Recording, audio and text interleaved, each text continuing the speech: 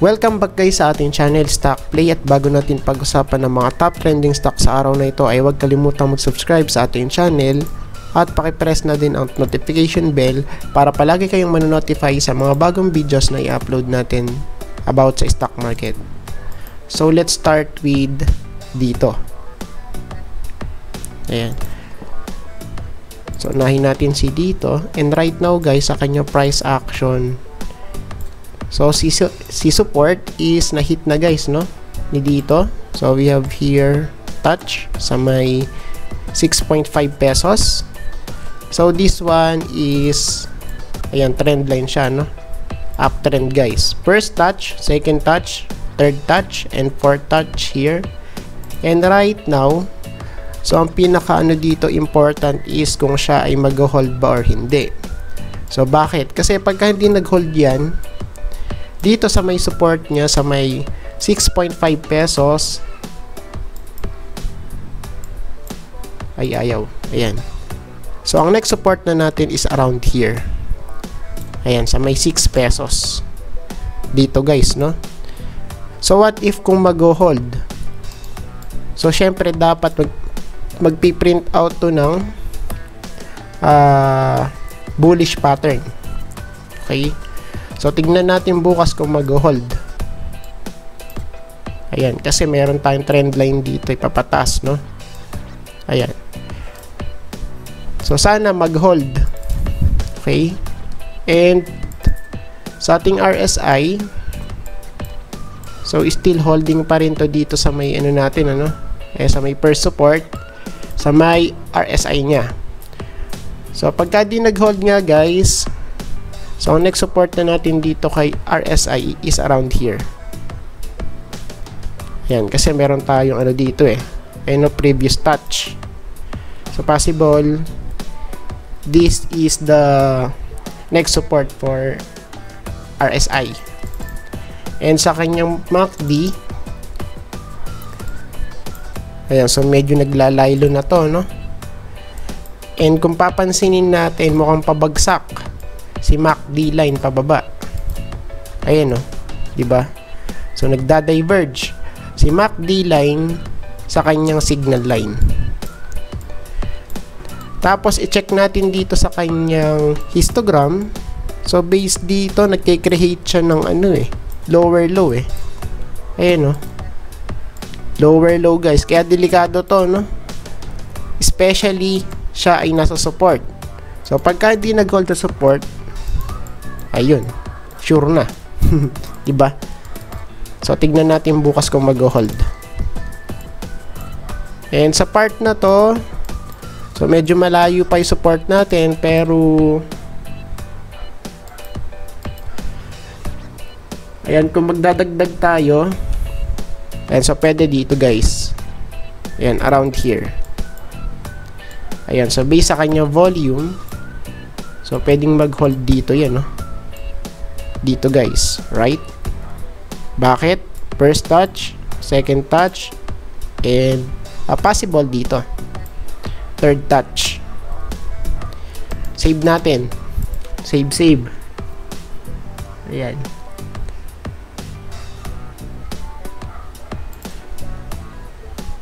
So next natin si Converge.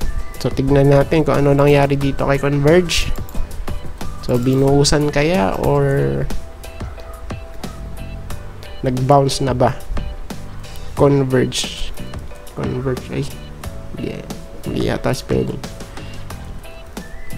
Ganyan ba yun? Ayan, so based dito sa ating daily chart, so this pattern is bullish harami. So take note guys, this part is bullish harami.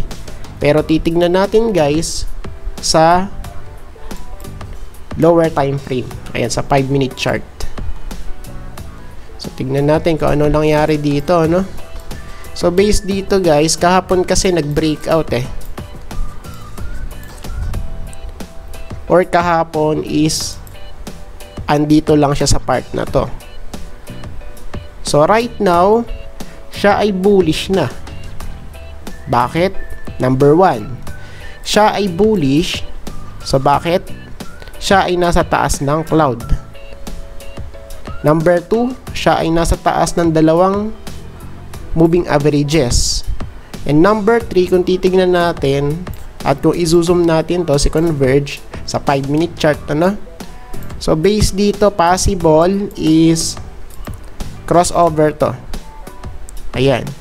Si 100 at si 50-day moving average. So, tignan natin kung ito ay magbabounce paakyat, guys, ano? So, let's see. Bukas. And sa part na to, hanapin natin yung support. So, syempre, hahanap tayo ng support. Ayan. So, ito yung kanyang resistance sa 15 pesos. Okay. So, very evident, no? First touch, second, third, fourth, tapos fifth, ano? So, sa part na to, siya ay na-reject. Si Converge. And yung support natin, and so, hanap tayo support. And so, parang meron pa ditong resistance, oh. Dito sa part na to, no? Ayan, no? Ayan. Sa may 14.75 pesos. Ayan. So, this is the isa pang resistance. Okay, Converge. First touch, second, third, fourth. Okay, possible mag-ano dito yan, ano? Pag-retest. Dito, guys. Ayan, sa may ano niya. Resistance niya. Ayan. So, first, tapos ito yung second natin, ano? First and second resistance. 14.75 pesos saka 15 pesos. Eh, yung support nasaan? Ede, okay, hanapin natin, ano? Support. So, based dito ang support niya na medyo matibay-tibay. Ayan, so dito, guys, malapit dito, no? Ayan, okay. So, pwede nating extend. So, bakit dyan? So, meron tayong confluence. Kaya sa price action, first, sa price action, series of touches, first, second touch, third, fourth, tapos fifth. And pangalawa, so we have here a confluence sa ating cloud. Ayan, so meron tayong flat line dito sa kanan at sa kaliwa. Okay? Tapos yung pangatlo kay moving average. Ayan, so pwede natin gamitin yan as support. What price? Sa 14.4 pesos. 14.4 pesos. Okay? So, tignan natin kung siya ay magi-stay dito at magre-retest pataas. Ayan, so tignan natin, ano?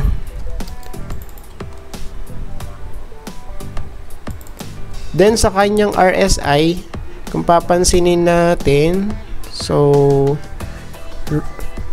right here, still ano pa rin siya, bearish, ano? Yan, kasi nag-over, ano na siya, overbought. So, from this point, so we have here high, lower high, lower high, lower high. So, still, this one is bearish right now, ano? So, dapat siya ay makapanik dito para mag-create siya ng higher high. Okay, around here. Ayan. So, let's see, ano? Kung siya ay makakapanik dito bukas. Then, kay MACD, kung titingnan natin, so, medyo bullish. Si Converge, based dito sa MACD, ano? So, bakit?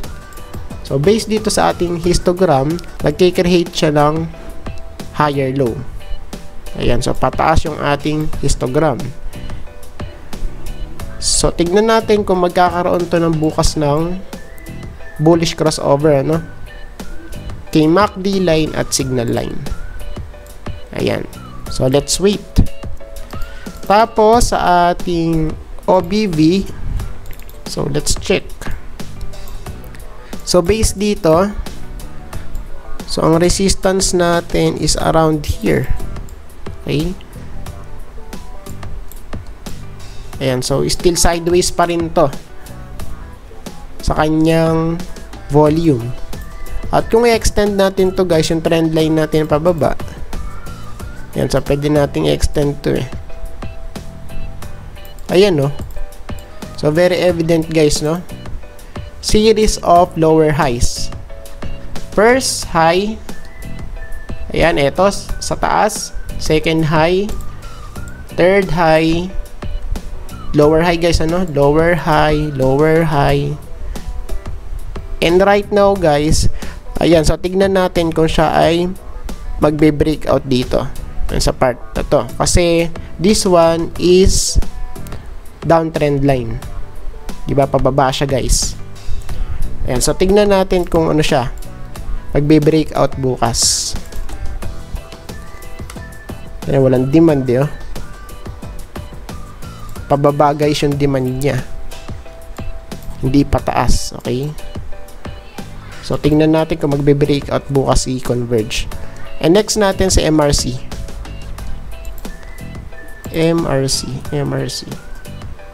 Ayan. Ayan, so balik tayo sa daily chart. Daily chart.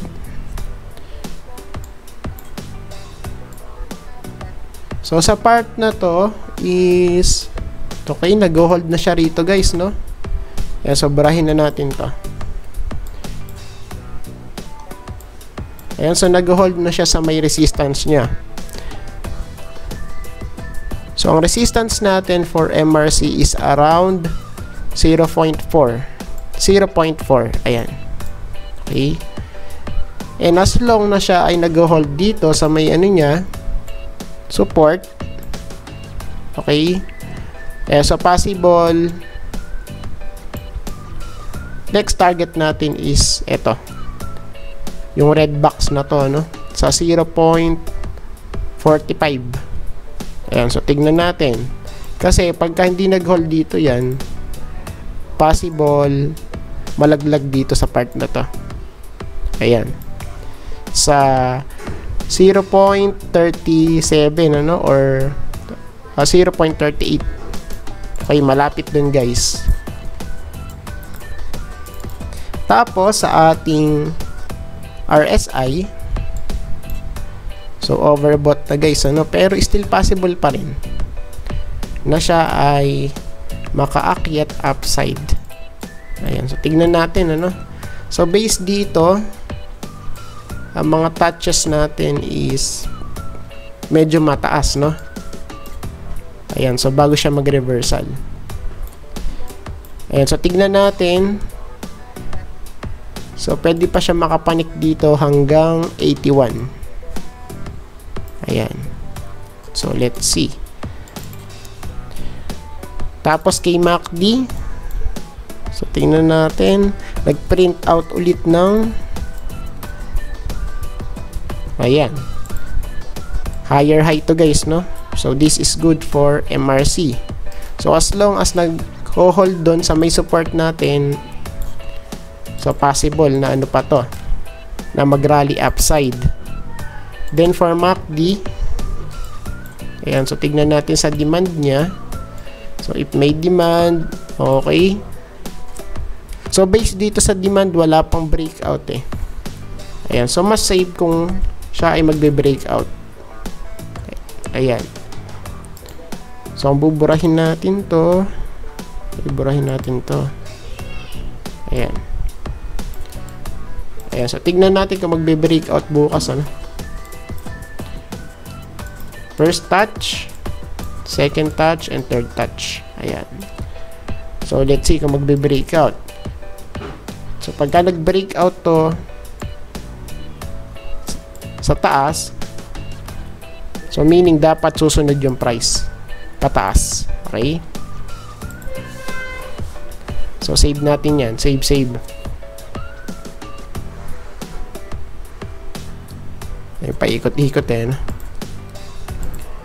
And next natin si MM. Ayan, so tignan natin to kung talagang nag-breakout dun sa may resistance niya kahapon.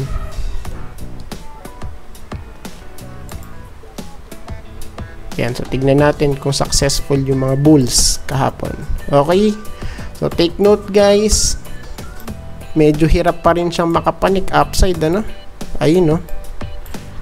So this one is retest. Tapos mahaba yung wick sa taas. Ayan, so tignan natin kung makakapanik talaga to. Still, si MM is nasa resistance, no? So we have here series of touches based sa kanyang macro view. So ito yung pairs. Okay, marami dito, no? Ayan pa, ayan pa. Tapos dito naman, ayan. Tapos, ayan.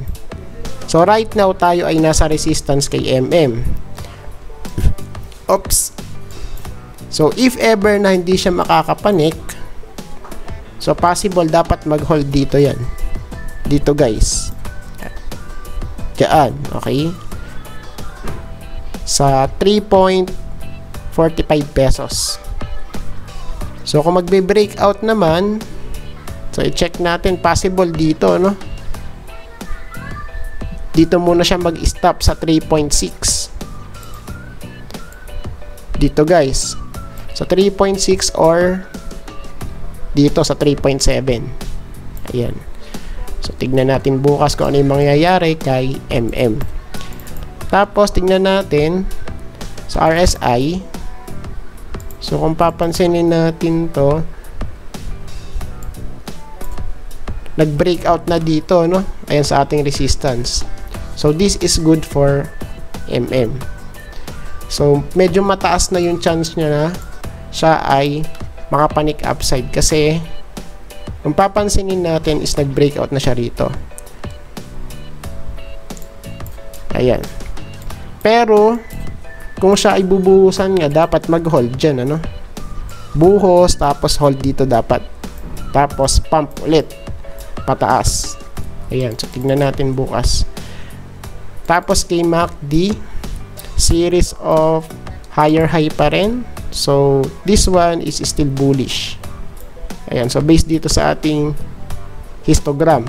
Tapos si MACD is nagda-diverge, ano? Ayan si MACD line at signal line. So naghihiwalay. So meaning bullish. And sa ating OBV, ayan, so malapit na tayo sa ating resistance. So this is very crucial, ano? Right now. Pero kung papansinin natin, paakyat yung trend niya. Series of higher low. Okay? So yun nga lang, walang higher high. So once guys na breakout here sa part na to, ayan sa red box, series of touches per second, third, fourth, fifth, sixth, and possible dito 7, ano? Pagka nag-breakout to guys, meaning talagang tataas yung presyo na to. Okay? So be prepared guys. Be prepared. Let's see. Save natin sa MM. Okay? And save. Yan. So medyo matagal lang, paikot-ikot. Ayan. Okay na. So let's move on. So next natin ay si ASEN.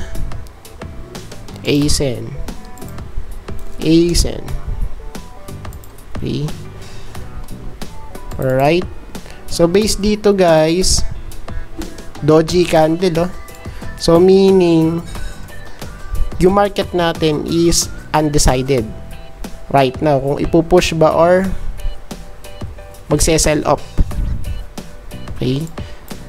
So syempre, ayan sa part na to, 2 touches na tayo eh.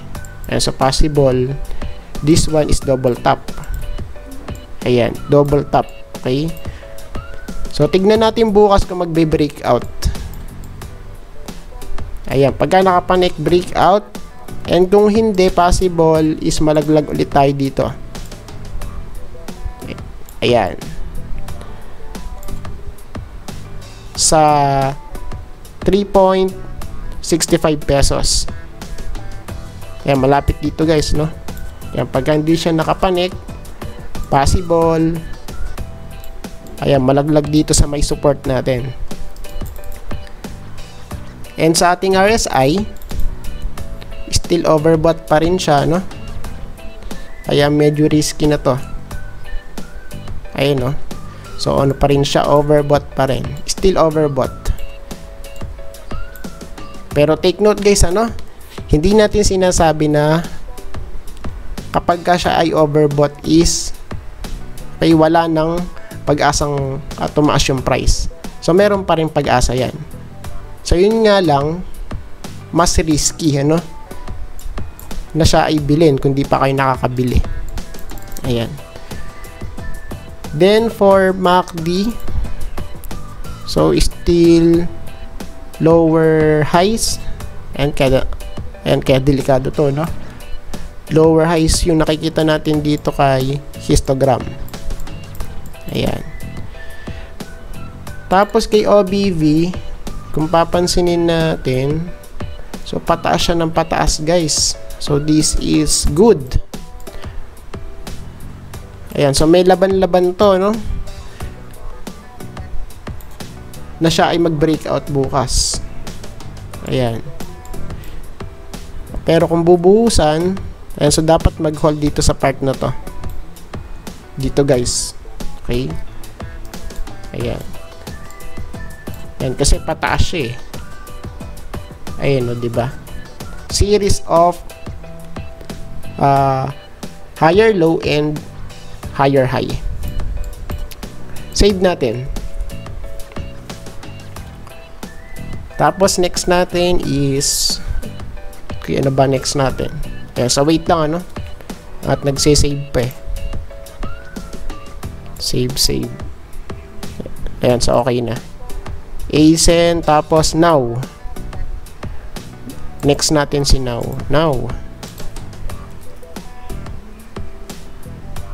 Okay. So, let's do this. So, base dito, retest. Okay, sa resistance, ano?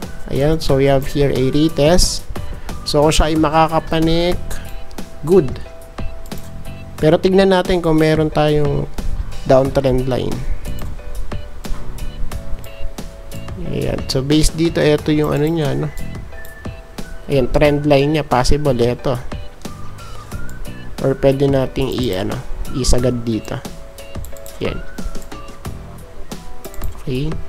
So, based dito, downtrend line to guys, no? First, second, tapos third touch, and fourth touch. So pagka nakapanik to, possible, ma-hit natin to, no? Yung next resistance natin around sa 5.6 pesos. Ayan, so dito yun guys. Right, sa part na to. So what if kung hindi makapanik? So syempre, babalik yan sa may support. Dito guys. Sa 4.35 pesos. Okay, so tignan natin, ano? Tapos, meron ba siya rito? Yan, so medyo hindi matigas kasi eh. Yan, so possible, ano to, no? Symmetrical triangle pattern. Ayan, so tignan natin kung siya ay magbe-breakout sa upside. Ayan. Tapos RSI, this is very crucial for now. Ayan, kasi na-hit na natin yung red box na sinasabi natin, ano? So this is the trend. Alright, so we have here a series of touches. First touch, second touch, third touch, and fourth touch dito sa part na to. So, this is very crucial. So, bakit? Kasi pagka hindi nag-hold dito yan, sell off yan, panigurado. Sell off guys, pababa. Okay? So, kung mag-hold naman siya, bounce. Okay? So, tignan natin. Bukas. Ayan, kasi kung papansinin natin, still series of lower highs. High, okay? Sa part na to, lower high, tapos lower high pa rito. Tapos lower high ulit. Okay? So, tingnan natin kung makakapanik upside si RSI. And sa kanyang MACD, still lower low. Ayan, so bearish pa rin to, no? Ayan, kasi sideways pa rin yung kanyang price action. Let's see. NKOBV still bearish pa din. Lower highs, okay? High, tapos lower high, tapos lower lows. Low, lower low. Okay? So, sa part na to, still sinaw is bearish. Ayan. Base dito guys, sa mga nakita nating indicator. Save natin yan. Okay na, good. Next natin si nickel. Ayan. Next natin si nickel. Tingnan natin kung meron tayong makikita rito, no? Oops, wala tayong makita. Nickel. Ayun. Ito.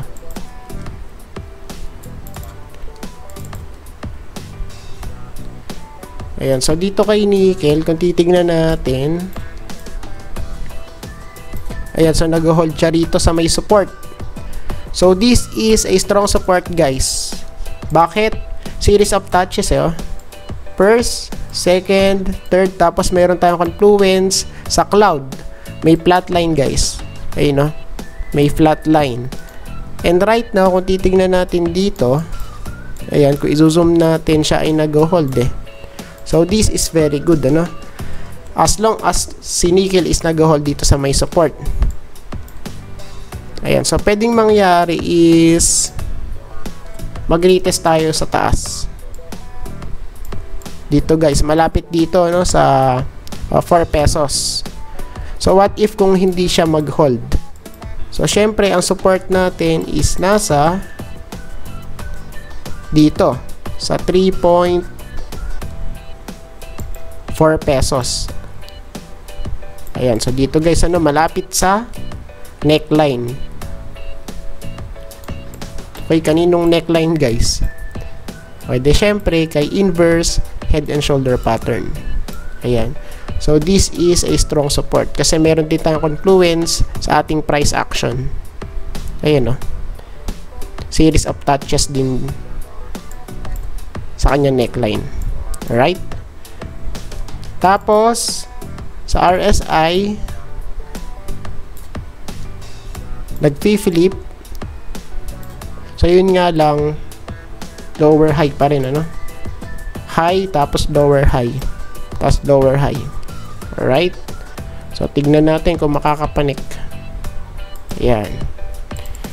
Tapos, sa ating MACD, so, this is not good. Not good to, no? Bakit? So, based dito sa kanyang MACD, nagko-converge si MACD line at signal line.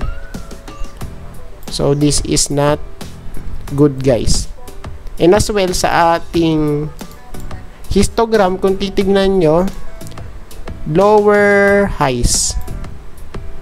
Ayan, so, mahirap nang makasabay ito, no? So, let's see kung biglang magpi-flip pataas or siya ay magko-crossover pababa. Then per OBV, okay, so tignan natin, ano? Ayan, so dapat mag-breakout siya kung talagang bullish pa siya. Bullish tuloy. Bullish, bullish, ayan. So pagka hindi nag-hold, so possible lalagapak dito yan. Ayan, sa part na to. Ayan, sa may baba. No? Dito, guys. Ayan. Save natin si nickel. Right? Ayan, so dapat maging maingat tayo sa pagbili. Baka kasi maipit tayo bigla eh. Okay. Next natin ay si IDC. IDC. Tignan natin to. Si IDC.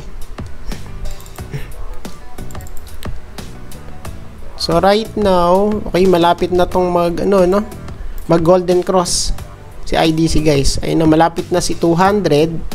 Ito si red line, saka si 50-day moving average. Ayan si blue line. So pagka nag-crossover to, possible bullish reversal pattern.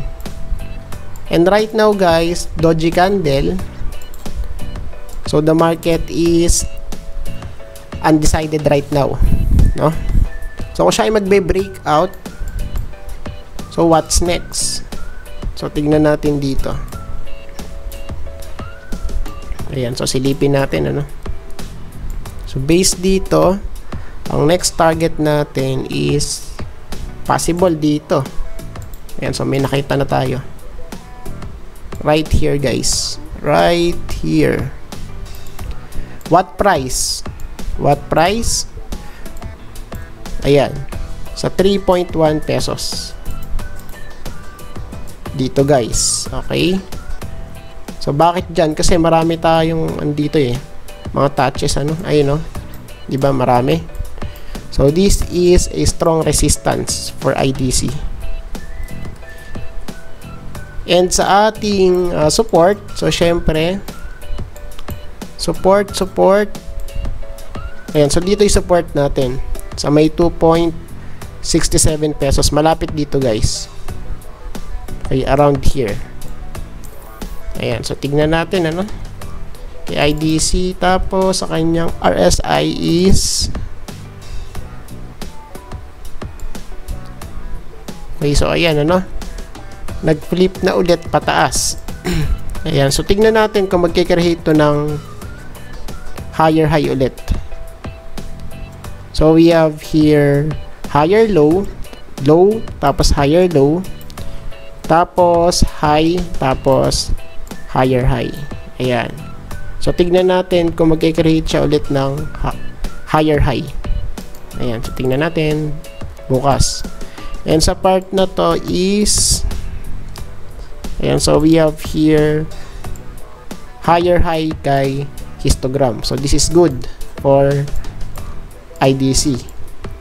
Alright. And sa kanyang volume, ayan, so wala pa namang breakout dito, ayan, so tignan natin kung magbe-breakout right here sa part na to. Tapos yung support natin, ayan, so possible dito, guys, support. Ayan, so tignan natin, dapat mag-print out to ng another higher high para maging bullish. Tapos yung last natin, CC ba yan? Ayun, si CC.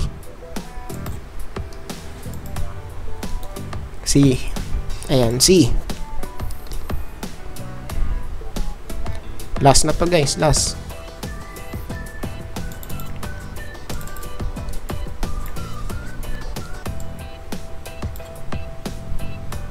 So CC is still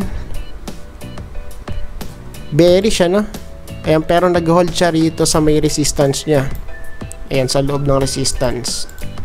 Ito yun. So pagka hindi siya dyan,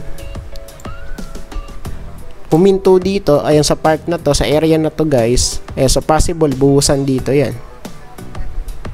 Ayan, so dito sa gitna sa 5.3 pesos. So let's see, so bakit? Kasi to bearish, series of lower highs, high, lower high, lower high, lower high.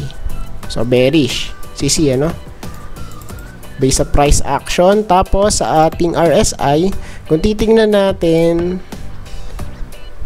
so sa part na to is magbura na lang tayo.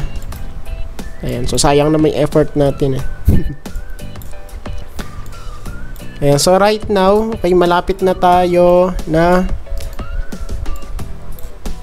mapunta sa baba. Okay. Ayan, so base dito, no? Kasi si RSI is nasa support na. So next support natin for C is dito. Ayan, no? First touch, second touch, third, fourth, fifth, and possible dito guys, 6. Okay, pagka di nag-hold dito guys, dito yan. Okay, sa part na to. And sa ating MACD, so still bearish pa rin tong si C based dito sa ating histogram. So bakit? Kasi lower lows sa histogram. Okay. And sa volume, kung ang volume lang pag-uusapan natin, so syempre we need a healthy pullback. So right now, series of higher highs and higher lows. Okay? Low, higher low, higher low, higher low, higher low. And yung highs naman, high, higher high, higher high. Okay? So hanggat hindi ito nagpi-print out ng higher high is bearish pa rin, ano, si C. Ayan, so tignan natin kung support. Nasaan yung support na to? So ang support niya is andito. Ayan. Ayan, pagka di nag-hold, ang next support natin is eto. Ayan, sa part na to, no? Dito, guys. Ayan. So, tingnan natin kung ano yung mangyayari bukas kay C. Alright. And I think tapos na tayo sa ating video. See you tomorrow. Bye-bye.